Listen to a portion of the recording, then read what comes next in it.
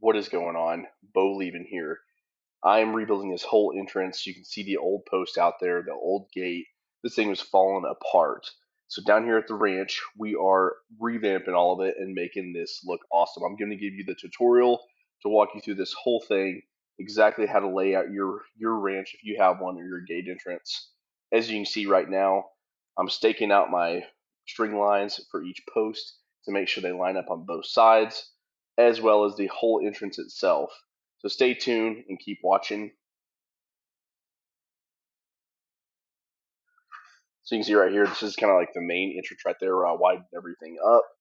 You can see I have my string line. And the reason why I do these string lines is because I make sure both sides, on my rectangle post are touching. So it's all exactly going to be square all the way across when my gate opens or closes. And one's not turned too much or making it look weird. So I always use string line to make sure everything lines up, and then I can actually visualize it as well too when you're doing this. Yeah, you can see right here, I mapped out the other side with the string line as well. And then also too, everything's in line. I have three massive posts. There's my anchor corner post right there for my bob wire. And then also too, these are looking back. Now all those posts will be in line with your eye as well when you use the string line too. So if you're ever doing a long fence, make sure you're doing that. Pouring my concrete now. I just went ahead and mixed it in a wheelbarrow. I'm doing about 240 pounds per hole. So it's three 80-pound bags of concrete, mixing it with this well water over there from the pond, going, coming, bringing it back, and we're pretty much just putting about three bags in this hole and getting it all tamped down in there, getting everything smooth, letting it kind of sit, and I'm adjusting and doing the level. It's definitely going to be like, one of your most important parts right here, obviously.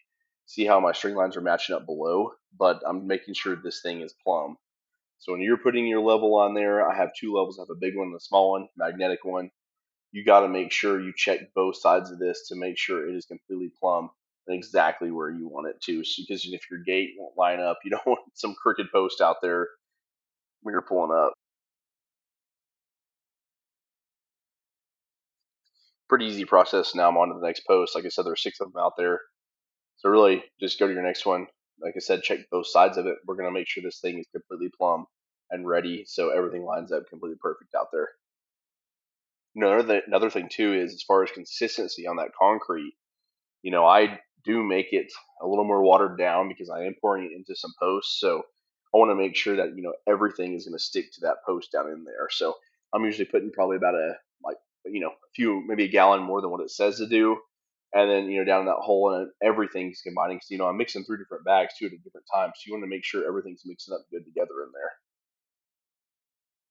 This is my last post right here. So did the finale. It was like 140 degrees that day. I was dying.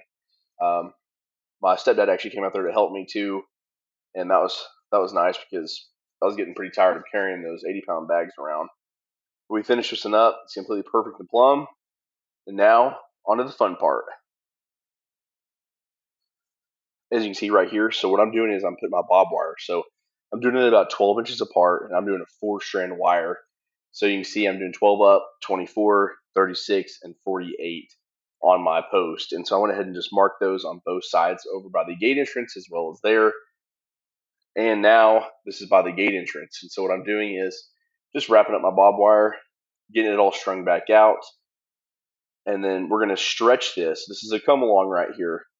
As you look at this come along, you can see how I have it attached to one side of the bob wire and then one side of the post. Well, now I can get there and I can stretch this thing and get it super tight on this bob wire whenever you're running this. And because that's the reason why we have bob wire too, is for the cattle that are out there so they can't get up and push up against this. So you want to make sure this bob wire gets super tight when you're stretching it and then getting it wrapped around that post. You can see I got it all wrapped around the post. I'm going to overlap it a couple times, get it all twisted, and then I'm going to remove that come along. And so now I have a nice tight barbed wire across this. And I'm going to do that three more times up at 12, 24, and 36, 48. So right now I'm going to go ahead and I'm going to release that come along, release the tension out of there because I already have it tight on my post. And then watching, you see how that bob wire tightened back up. I go ahead and remove that, and now I have a nice tight piece of bob wire all the way over there. I'm just going to repeat this process, go all the way through, Now I'm stretching this out because I'm measuring in between my two steel posts. I have a 5x5 quarter-inch steel post and a 4x4. I got 25 feet in between them. I went ahead and I did it at 12.5 feet, and this is where I'm going to put my T-post in between because, at a 25-foot span, that bob wire is not going to be very strong whenever a 2,000-pound cow or a 2,500-pound bull is pushing up against there. So you got to make sure you have some support in between there. Now I got my T-post driver out, and these things are pretty easy to use. You're just slamming it against it to push it, drive it into the ground. Luckily, it rained a couple days before this, so it wasn't too hard. So after you get all your barbed wire tight, everything's strung along. You can see that's my 4-wire. They make this cool little tool called like clip bender, and then this little T-post clips right here. You slide it around there, and then you just spin this little thing around, and that's what tightens that wire right up to that T-post. If those cows or anything like that are pushing up against that, they can't just move that wire up and down or push it together because those things can be pretty strong sometimes. Got my entrance all done. The gate. Stay tuned for my next video, and I'm going to show you how to mount a gate at the ranch. But all the barbed wire is up. I just got to pull out these old posts there. Man, guys, thanks so much for watching. And if there's anything I can do, any questions you guys have, I'd love to help you out.